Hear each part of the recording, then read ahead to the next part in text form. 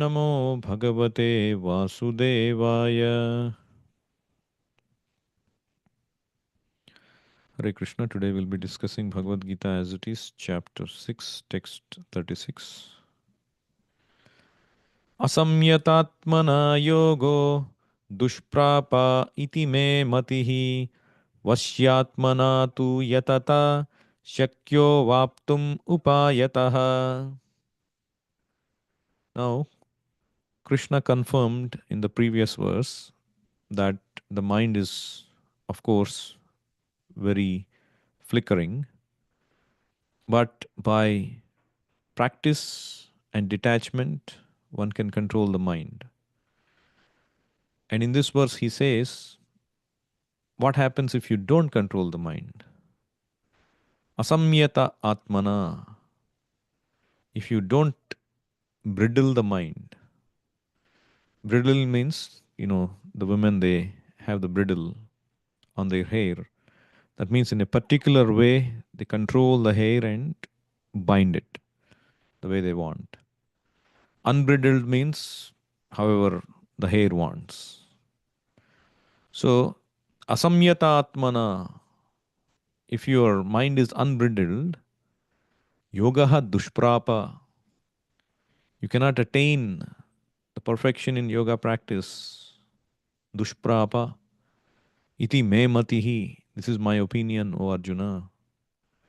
But if you vashyatmana tu, if you can control the mind, vasya means to get under subjugation.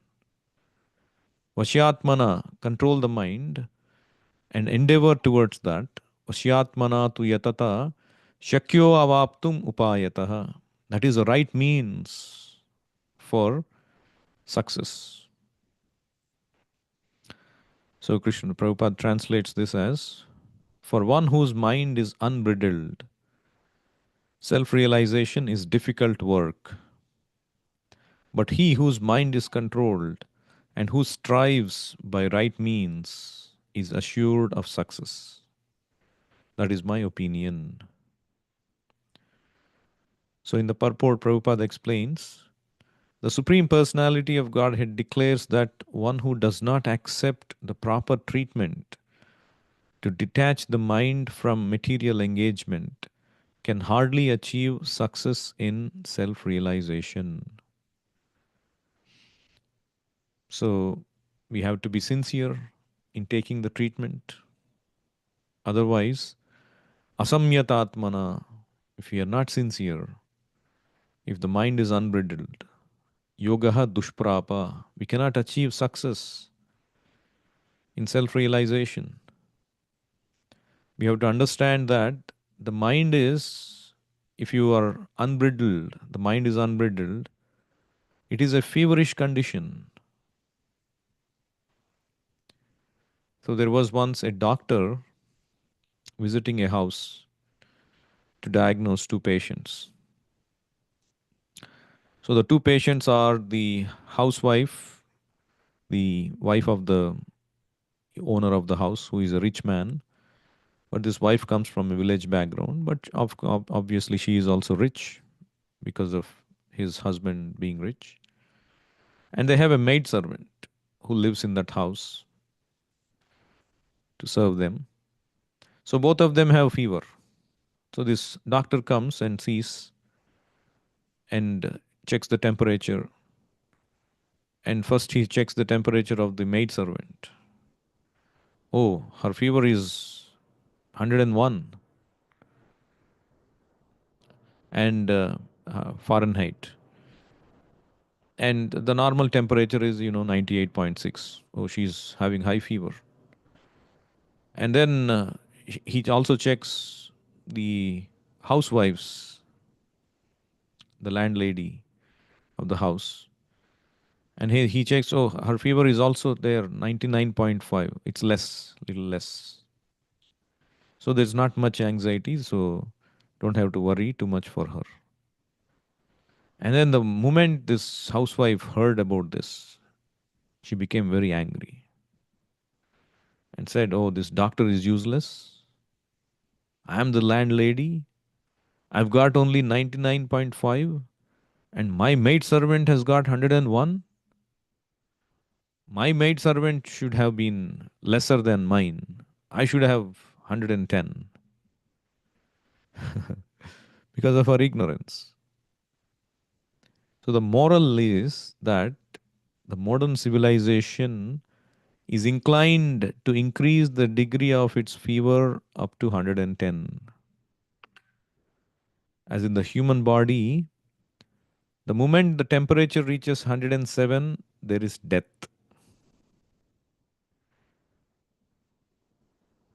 So in material life, they are seeing one person is seeing the other person. Oh, they are increasing their sense gratification. What about me? I should have more sense gratification. How can they have more sense gratification? I should have more fever. You should always understand. More sense gratification means more fever. Feverish. They're going at a feverish pace, we say. Like Prabhupada was once walking and he saw these cars going on the freeway at a very fast pace. And he was saying, so they're all traveling so fast from one end to the other, only to come back again the same distance at the same pace. So their whole day is consumed in this huge travel, and at a feverish pace they're working without understanding who they are, just for basic necessities, eating, sleeping, mating, defending. And for that, they are trying to increase their sense gratification to the next level.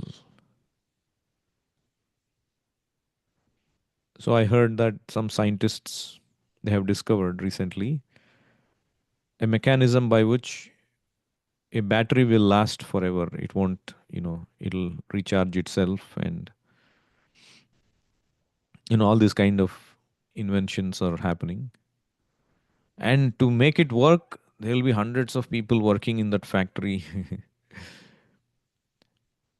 and to fix it when things break. So the hard work is not reduced. You're producing a gadget by which you are giving one convenience to a set of people. But to produce that convenience, there are thousands of people working hard. And the person who is getting the convenience, he is also working hard for giving convenience to somebody else for some other product. So everybody ultimately is working hard just for some basic convenience, which in illusion they think, oh, I'm getting convenience. Technology is improving. But they don't understand they're working hard day and night. This is the material fever. So Prabhupada writes in the purport, trying to practice yoga while engaging the mind in material enjoyment is like trying to ignite a fire while pouring water on it. Similarly, yoga practice without mental control is a waste of time.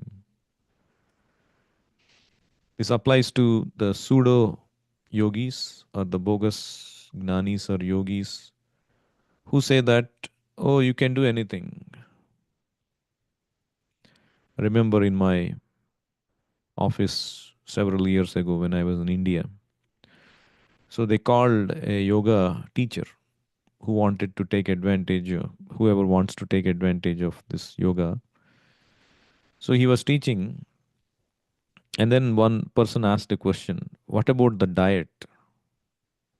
You can eat whatever you want. You can drink whatever you want. And that at that time I was practicing Krishna consciousness as well.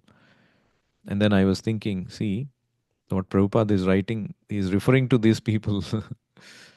To practice yoga while engaging the mind in material enjoyment is like trying to ignite a fire while pouring water on it. It's counterproductive. Such a show of yoga practice may be materially lucrative, but it is useless as far as spiritual realization is concerned. Yeah, materially it may be lucrative, but for spiritual realization it is useless. Therefore, the mind must be controlled by engaging it constantly in the transcendental loving service of the Lord.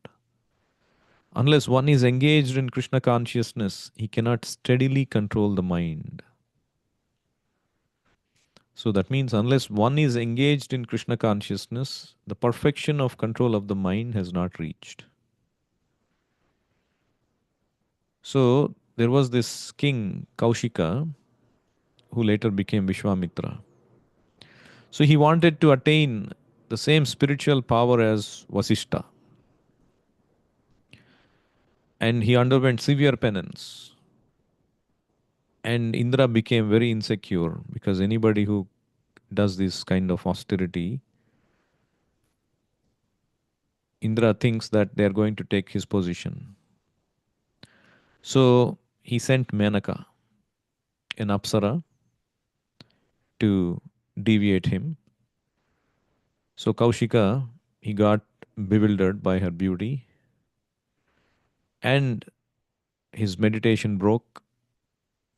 And before he realized, he spent 10 years with Menaka. They even had a baby girl, Shakuntala. And then he realized it was the trick of Indra and became very angry and cursed Menaka that she had destroyed his meditation. And he cursed her that she won't possess her beauty, of which she was proud. So in the next birth, she won't have that beauty.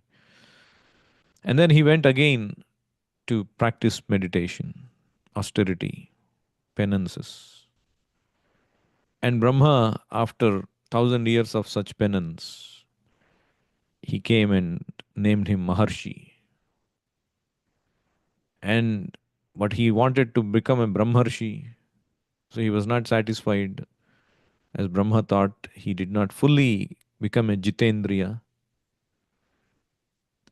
And then again, he was going and practicing austerities. And this time again, Rambha comes, sent by Indra to deviate him again. And then he realizes that Rambha has come to deviate him, but he is overtaken by anger. And he curses Rambha to become a stone for 1,000 years. And then he realizes, oh my God, I have again lost my control. And then he goes to the Himalayas to perform even more severe tapasya for 1,000 years again. He ceases to eat and reduces his breathing to a bare minimum. And again he is tested by Indra. This time Indra comes himself as a poor Brahmana, begging for food. When the time when the sage is ready to break the fast of many years. And then he gives his food away instantly to Indra and again resumes his meditation. And finally, he masters his passions, refused to be provoked by any of Indra's testing and interferences. And then, at the penultimate culmination of a multi thousand years journey, his yogic powers is at a peak. And then at this point, Brahma, he comes and names him as Brahmarshi Vishwamitra for his unlimited compassion. And then after that, when he took association of Lord Ramachandra, he became his devotee and he attained ultimate perfection. So that's what Prabhupada writes. A Krishna conscious person easily achieves the result of yoga practice without separate endeavor. But a yoga practitioner cannot achieve success without becoming Krishna conscious. So if you take to other yoga practice, ultimately you have to come to the point of Krishna consciousness. Otherwise, the success is not guaranteed. That is ultimate purpose. Vedaischa sarvair ahameva vedyaha, Krishna says. Of all the Vedas, I am to be known. Bahunam janmanam ante gnanavan mam prapadyate. After many, many births, the real Gnani surrenders to me. Yoginam api sarvesham madgatena antaratmana. A real yogi is one who is always thinking of me.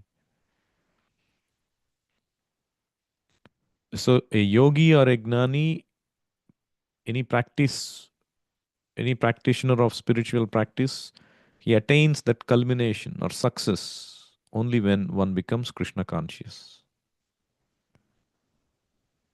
But a person who already takes to Krishna consciousness easily achieves the result of yoga practice without separate endeavor. So, what does it mean?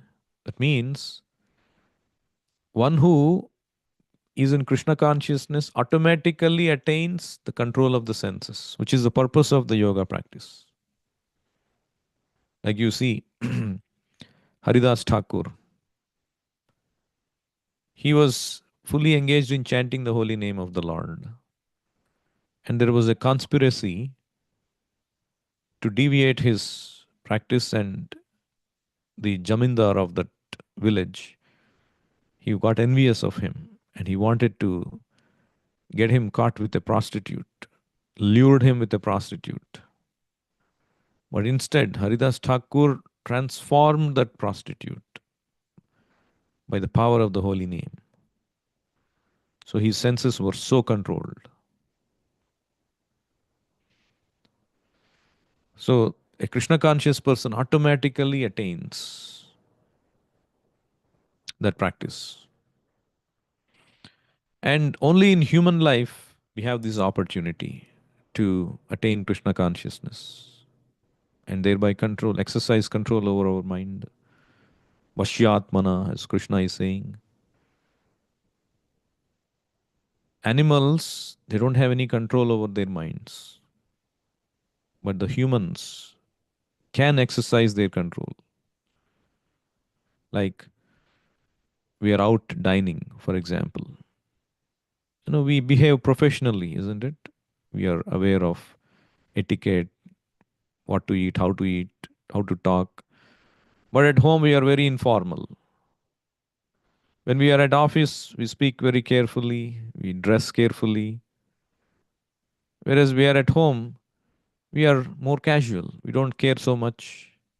So the humans intrinsically have a sense of control. That is why the human life is called civilized life.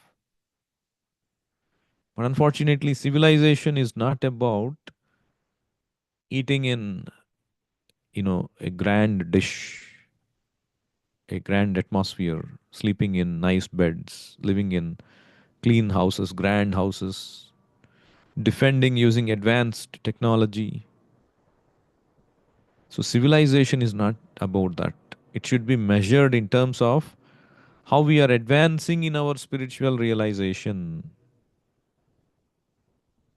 That is civilization.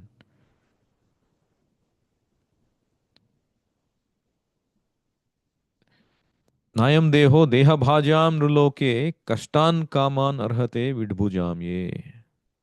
Don't live like animals, Rishabhadeva is saying.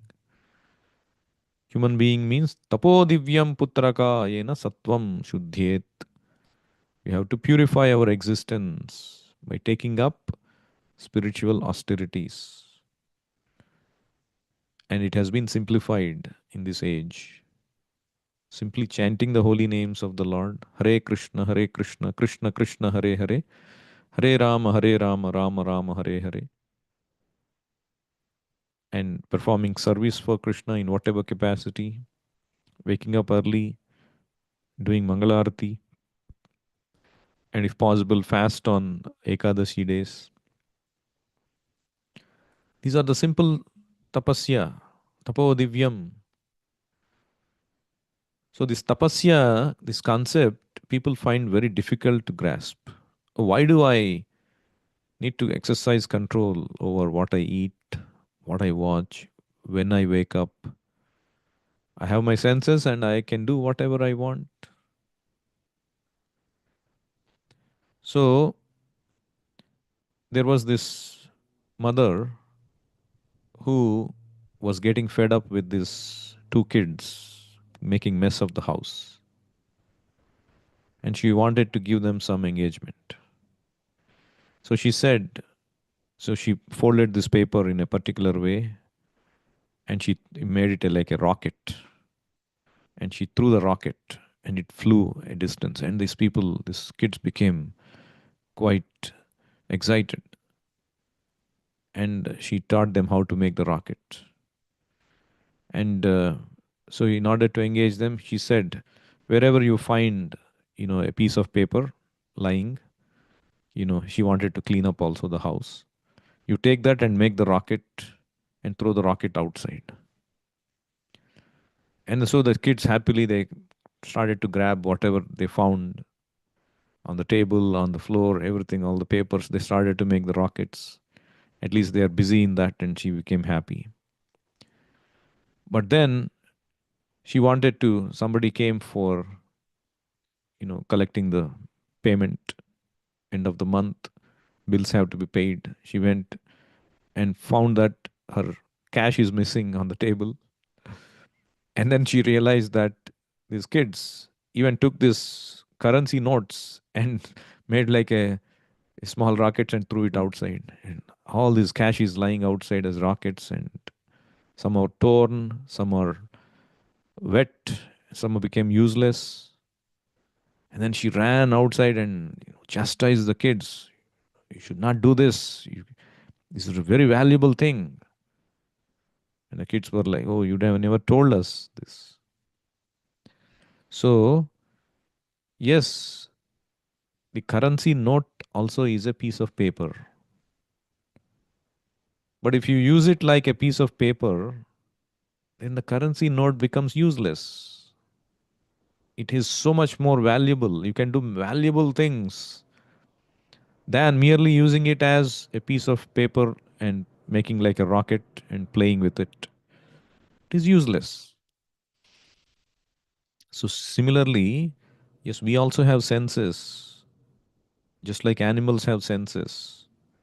But if we use the senses just for eating, sleeping, mating, and defending, we are wasting our senses. Krishna has given our senses for a higher purpose. That is why the Vedanta Sutra says, Athato Brahma Jignasa. Atha means therefore, Ataha hereafter, Brahma Jignasa, engage in Brahma Jignasa. Brahma Jignasa means Krishna consciousness. The Jignasa, the asking, the inquiry is a basic thing in Krishna consciousness, for a human being. But unfortunately, instead of inquiring, instead of triggering that, sparking that, that fanning that spark of inquiring about Krishna consciousness, because of our material engagement, we are fanning how to eat nicely, how to sleep nicely, how to mate nicely, how to defend nicely. These are all going on. Shrotavyadini Rajendra Nunam Santi Sahasrashaha Apashyatam Atmatattvam Gruheshu Gruhamedhinam. There are thousands of topics people are talking about every day, all over. Whether they are talking or watching people talk, or they are watching on the internet, or when they go to office or at house, thousands of things. Shrotavyadini Rajendra. They are hearing or talking, but they're all of that about, not about Atma Tattvam. It's all about material thing, how to eat, sleep, mate, and defend. Even when we, you know, sometime Prabhupada was asked, Oh, but Prabhupada, they are even going to the moon. They are advancing. Is that also eating, sleeping, mating, defending? Prabhupada said, yes. Why else you go to the moon? Say you went to the moon, you got some dust, or you went to the moon, you just go there and sleep. What useful thing you have done? Did you solve the problem of birth, death, old age, and disease? These are the main problems. A spiritual practitioner has to solve these four problems that Krishna identified in Bhagavad Gita. Janma mrityu jara vyadhi dukkha doshanu darshanam. The sign of a knowledgeable person is he sees the real miseries of this life are birth, death, old age, and disease. If we are not solving, if our endeavor is not to solve any of these, whatever we do is on the realm of animal life. It may be a very posh way of satisfying those needs. It will be a defeat. How much ever grand the endeavor is, how much ever knowledgeable that person is, if the purpose is to eat, sleep, mate, and defend, it is a defeat. Parabhavastavad abodha jato. Yavan na jignasata atma tattvam. Until you come to the point of inquiry about atma tattvam, it is a defeat. Because the basic premise, without foundation, if you go on building, what will happen? It will all collapse. What is the use of all this when you die and go and become a cat or a dog? Again, you have to transmigrate into different species and again come to the human form of life after so long. And again, this has been going on. We got the human life, we misused it, went back. Again, we misused it, went back. In this way, Brahmanda Brahmite, we have been going on and on. But one who gets the Krishna consciousness and uses that Bhagyavan, he becomes a Bhagyavan Jeev. We'll stop here. Anyone has any questions or comments?